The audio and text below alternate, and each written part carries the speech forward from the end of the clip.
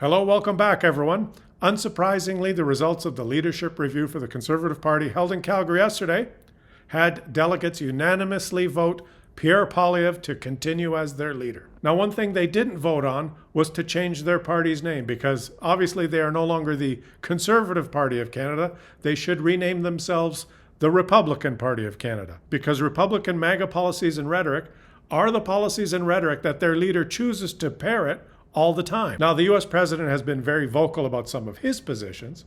For example, he despised the US Justice Department and was very critical of them for not going after the previous president and locking him up. If that corrupt Injustice Department, as he calls it, did its job, Joe Biden would be in jail right now. So he's reworked the Justice Department in the United States. What's Pierre Poilievre's opinion of the equivalent agency in Canada, the Royal Canadian Mounted Police? Many of the scandals of the Trudeau era should have been involved jail time. I mean, Trudeau broke the criminal code when he took a free vacation from someone with whom he had government business. It's just like it's right there in the criminal code. If the RCMP had been doing its job and not covering up for him, then he would have been criminally charged.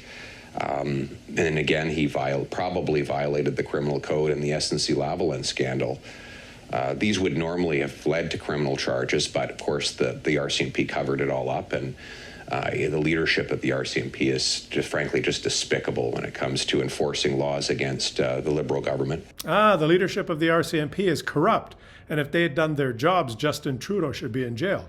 I wonder where he got that idea. Now, the US president has been critical of another leader of another independent institution in the United States, the chairman of the Federal Reserve. He's called him all sorts of names and says he doesn't know how to do his job, and he's threatened to fire him. I wonder what Pierre Poilievre's position is on the equivalent person in Canada, the governor of the Bank of Canada. I've already announced that I will fire the governor of the central bank to get inflation under control. Do Canadians have a right to sue back? They don't, but they should. That's a good point. You should be allowed to sue the Bank of Canada for the fact that it has destroyed so many people's livelihoods and households. I wonder where he got that idea. Another policy that the US president is pursuing right now, a very unpopular policy, is deploying US troops in US cities to keep US citizens safe. That's something we could never expect from Pierre Poilievre, right? Affordable home, living on a safe street, protected by police and soldiers. I don't know if that's going to fly with Canadians. Living in neighborhoods protected by soldiers, you'd have to be pretty scared for anyone to accept that. And of course, in the United States, that's only possible because of the rhetoric of the US president, that under Joe Biden, immigration was out of control and criminals were allowed to flood into the country, undermining the security of Americans. That's certainly not a conservative talking point, is it? I mean, 10 years of catch and release has left Canadians endangered. We're going to repeal catch and release, lock up the criminals, and make it so people feel safe again in their communities. There's immigration. We'll be talking about the fact that immigration is still out of control, and the government is allowing criminals and false refugee claimants to come in and undermine our security. Oh, well, I guess it is then. But let's turn to economic policy, because obviously we're not going to follow in the steps of the United States, the disastrous policies that they're implementing there. The main policy, or the only policy the US president has implemented, was the big, beautiful bill, a massive tax cut. And everyone knows that when you cut taxes a lot, government revenue decreases and the deficit skyrockets. Everyone knows that. So, I mean, the US has decreased taxes for the rich, and now their deficit is spiraling out of control. That obviously won't be the policy of the Conservatives in Canada. Affordability. That is the single biggest issue facing Canadians after 10 years of Liberal inflation. So how do we take it to the next level? We go to more people and tell them that we're going to cut back on the inflationary deficit so that dollars go further. We make clear that we're going to cut taxes on work, investment, energy, and home building so that people bring home more and they pay less. Oh, well, I guess that's exactly Pierre Poilievre's policy. Cut taxes on everything, decrease government revenue, and cut the deficit. Everyone knows that those two things are mutually incompatible. If you cut taxes, you decrease government revenue, and if you do that, the deficit goes up. So there must be some secret cuts planned. Well, the United States did have some secret cuts planned. They didn't tell anyone, but now they're cutting health care. Oh, well, I guess Pierre Poilievre hasn't told us about his secret cuts yet. I wonder where he'll get the ideas of what to cut. Okay, but wait a minute. There's some schemes and ideas that the president is involved in that are way out there, like promoting cryptocurrencies and selling his own coin for himself and his wife. I don't think the president really understands cryptocurrencies, but he's making a lot of money off them. Pierre Poilievre obviously understands cryptocurrency much better than the president of the United States. Okay, so April 2020. So since around that time, house prices in Canada have gone up by about 50% in dollars, right? Okay, so 50% in dollars, right? Yeah. But if your source of money was actually Bitcoin, you've increased the purchasing power of Bitcoin relative to the dollar by 6 times over, right? It went from 10 grand to 60 grand, right? Bingo. Right. So basically, if you had at the time purchased at that price your Bitcoin, the cost of housing in Bitcoin has actually gone down because Bitcoin has gone up in value faster than housing. So it's actually interesting. It's not so much that housing is becoming more expensive as that our dollar is becoming less and less valuable. Yeah. So, because we measure our house prices in Canadian dollars and the government has been destroying the value of the purchasing power of that dollar, it's actually the dollar strength that has been reduced relative to houses rather than just houses increasing relative to dollars. Whereas you protected yourself from that phenomenon, didn't you? Just a second, I take that back. I think the president of the United States understands cryptocurrencies more than Pierre Poilievre.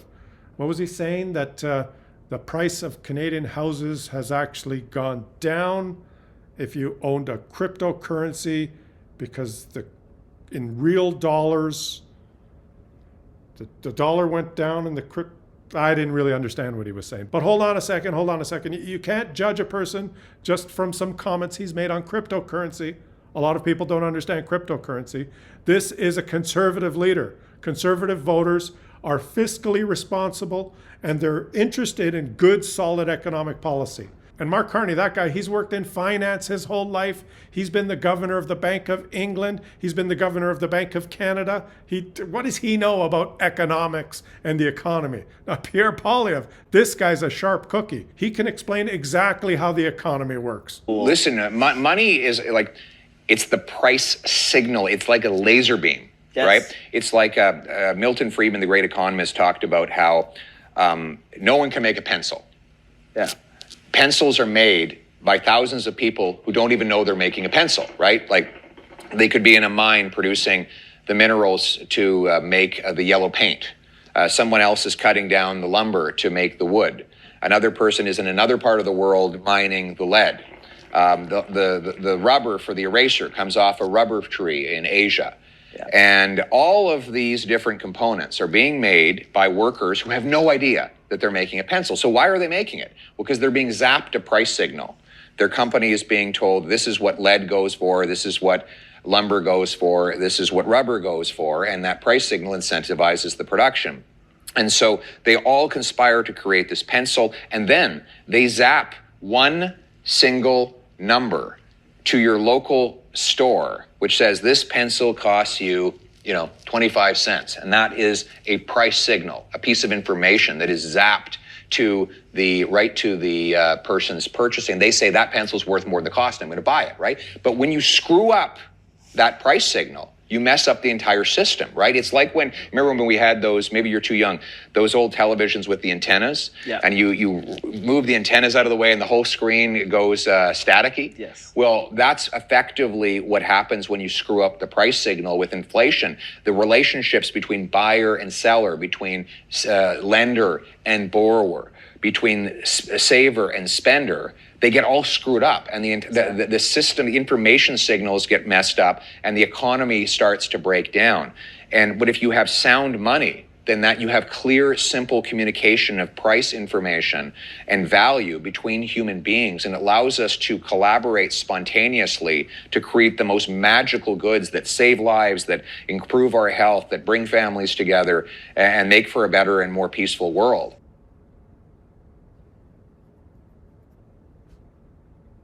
I guess that's the definition of fiscally responsible. Zap. Well, at least in Canada, we're dedicated to maintaining the integrity of our news agencies. We're not going to go down the path, the president labeling any news organization that asks tough questions or reports on things that he doesn't like the way they're doing it, just labeling them fake news. You're fake news, and threatening to revoke the licenses of some of the news organizations down there. At least that's not a possibility in Canada. No one's talking about going after any news organizations in Canada. I'm going to defund CBC. That's my commitment. Well, at least Pierre Poilievre doesn't look ridiculous like the President of the United States. At least he doesn't smear his face with orange paint. I mean, look at him. His hands and his face are the same color. Oh, well, I guess he did change his look recently. Your face and your hands are a different color now. So congratulations to the Conservative Party of Canada. You've selected the United States President, the bombastic buffoon's mini-me. You should change your party's name to the Canadian Republican Party of Canada. You allowed the grassroots of your party, those who live in Alberta, the extreme right wing of your party, people who used to vote for Preston Manning's Reform Party, people who until recently voted for the People's Party of Canada, the most extreme right wing, separatists in Alberta. You allowed that small group of people to select your leader, and you forgot to change your name to the Republican Party of Canada. You chose him, you're stuck with him, but Canadians who are capable of rational thinking, who actually listen to what he says, understand who he is. Leave some comments in the comment section. Let me know what you think. Subscribe to the channel if you're enjoying my content. Have a fantastic rest of your day, everyone, and I'll catch you all on the next one.